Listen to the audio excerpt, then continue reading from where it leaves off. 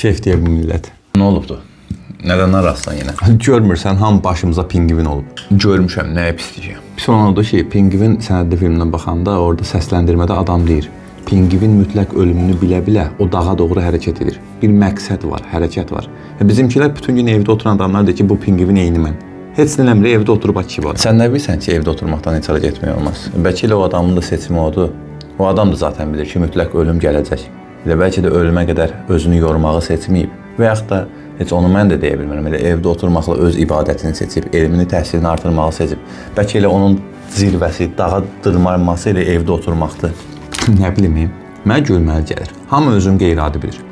Elədir da, hamı qeyri-adidir, hamı özərdir. Problem oradadır ki, sən niyə, sənin kimi insanlar niyə narahat olur? Bilirəm sənin dərdin nədir. Sən özün də özünü pingvinə oxşadırdın və elə bilirdin tək sənsən. İndi internetdə ətrafında hamının bu tip insanları görəndən sonra əslində tək olmadığını görürsən. Hamının öz zirvəsi var, hamının öz nihilizmi var. Hamı mütləq ölümü dadacaq. Və məncə burada pis bir şey yoxdur.